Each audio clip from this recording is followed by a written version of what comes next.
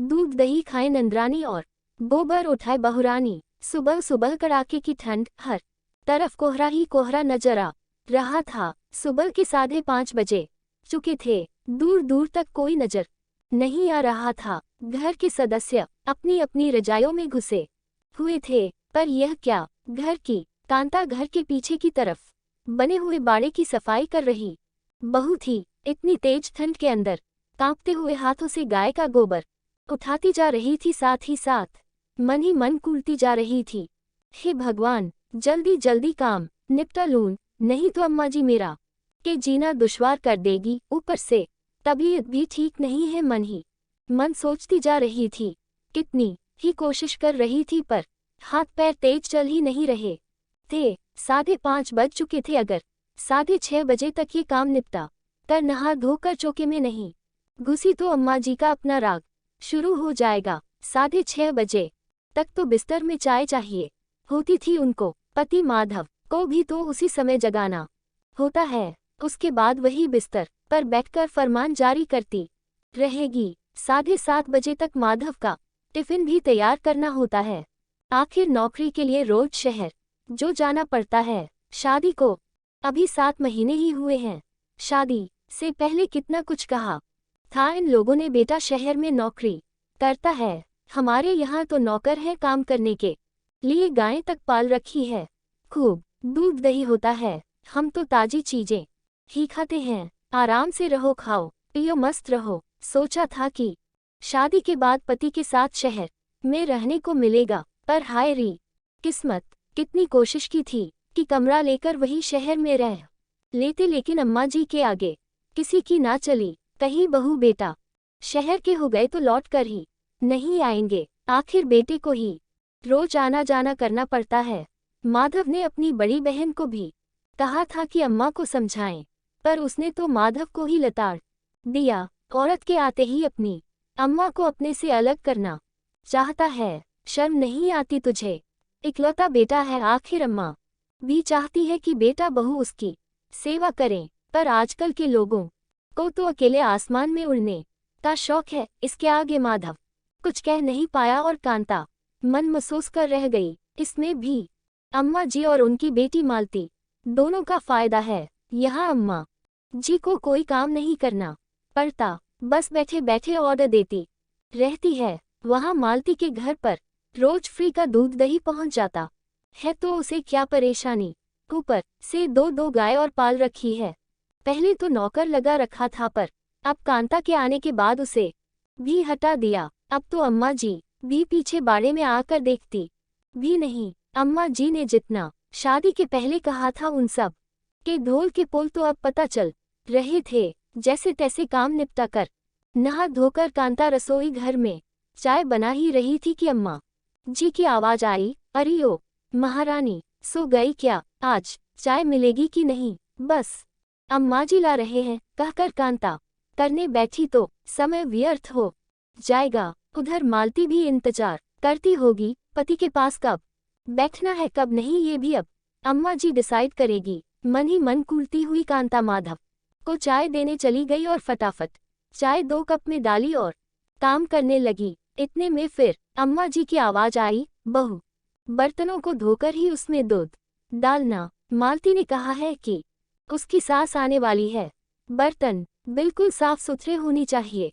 हाँ, हम तो गंदगी में ही रहते हैं, कांता मन ही मन बड़बड़ाती हुई बोली, अम्मा जी बर्तन तो रात को ही धो दिए थे, रात को बर्तन धोकर रखी थी तो क्या बर्तन फिर से धो ले, काम करते ही जोर आता है। और सुन, सारा दूध डाल देना और वो दही जमा रखा है वो भी अलग केतली में डाल दे। दूसरी गाय बीमार होने के चक्कर में रोज एक ही गाय से दूध मिल रहा है, वहाँ शहर में तो कहाँ ताजी चीज खाने को मिलती होगी उसे। ये सुनकर के कांता के हाथ जहाँ काम कर रहे थे वहीं रुक गए। मन ही मन सोचने लगी, सारा दूध भेजने के लिए कह रही है, फिर तो घर में कुछ भी नहीं बचेगा, फिर मेरी तबीयत भी ठीक नहीं रहती। डॉक्टर तक ने मुझे दूध लेने को कहा है, इतना काम करने के बावजूद भी मुझे कुछ भी खाने पीने को नहीं मिलता।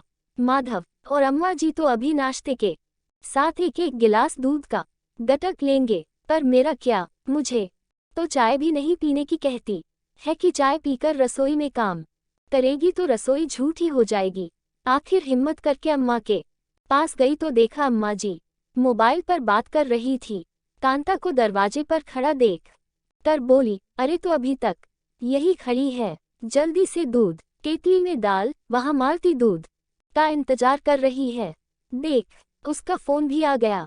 आखिर हिम्मत कर कांता बोली, पर अम्मा जी सारा दूध भेज देंगे तो घर के लिए दूध नहीं बच पाएगा। अब क्या करना है, दूध का नाश्ते में सब दूध ले ही लेंगे और कोई मेहमान आए तो पड़ोस की दुकान से मोल ले आएंगे। पर अम्मा जी, मुझे बहुत कमजोरी हो रही है और आपको पता ही है कि डॉक्टर ने कहा था कि सुबह शाम 1 गिलास दूध ले लिया करो, कुछ नहीं होता, शरीर को जैसा बनाओ वैसा बन जाता है। इसलिए काम चोरी छोड़ करके जरा जल्दी जल्दी हाथ पैर चलाओ ताकि शरीर मजबूत बने। और वैसे भी मेरी बच्ची के दूध पर नजर मत मार, भला कभी सुना है कि बहुओं को भी दोनों टाइम दूध पीने को मिलता है। अम्मा ने अपना मोबाइल स्पीकर चालू कर दिया। ले सुन मालती, आजकल की बहू के नखरे। अरे अम्मा, अपनी बहू से तो पूछ कि उसके माए के दूध दही की नदियां बहती थी क्या। अरे ससुराल में ऐशो आराम मिल रहा है तो सिर पर चढ़कर नाच रही है। जरा संभाल के रखना, महारानी की तरह जिंदगी जीने की आदत हो गई है उसे, कहकर मालती जोर जोर से हंसने लगी।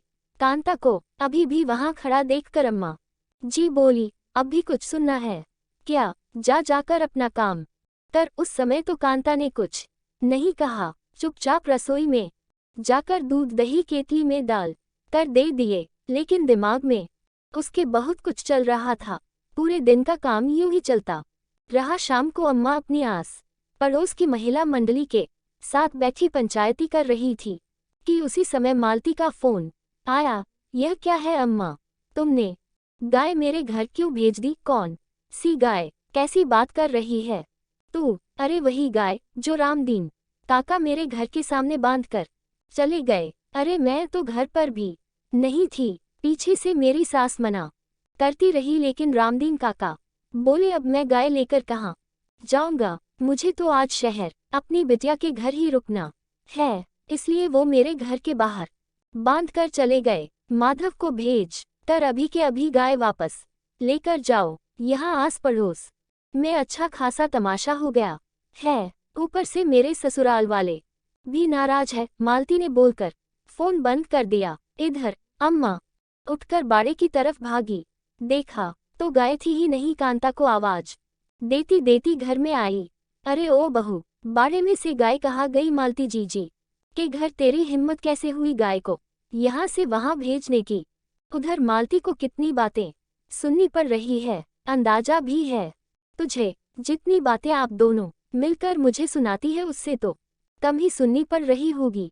तेरी हिम्मत कैसे हुई गाय को शहर भेजने की। अभी तो मैं बैठी हूँ, तू कौन होती है फैसला लेने वाली। वो क्या है ना अम्मा जी, दूध दही खाए नंदरानी और गोबर उठाए बहुरानी। ये बात कुछ जच नहीं रही थी, इसलिए जब रामदीन काका आए और बोले बिटिया शहर जा रहा हूँ टेम्पो लेकर, कोई सामान मालती के यहाँ भिजवाना हो तो बता दे, तो मैंने सोचा गाय को वही भेज दूँ जिससे जीजी को इंतजार भी नहीं करना पड़ेगा और मुझे इतनी ठंड में गोबर भी उठाना नहीं पड़ेगा, और वैसे भी अब हमसे ना होगा ये सब। बड़बड़ाती हुई अम्मा माधव को फोन कर गाय को शहर से लाने का बंदोबस्त करने लगी। आखिरकार माधव गाय को रात को टेम्पो से शहर से लेकर आया। गाय को बाड़े में बांधने के बाद ही अम्मा ने अपने पुराने नौकर को फोन कर दूसरे दिन से काम कर आने के लिए कहा। इधर मालती की सास ने भी मालती को खूब डांट लगाए, लेकिन इस पूरे वाकये में एक फायदा तो हुआ कि अब अम्मा जी को ये समझ में आ गया था कि बहू अब चुप नहीं रहने वाली, इसलिए अब वो खाने पीने पर भी टोक नहीं करती और बेवजह के तानाकशी भी नहीं करती थी। दोस्तों, हमारी कहानी अच्छी लगी हो तो लाइक करें और शेयर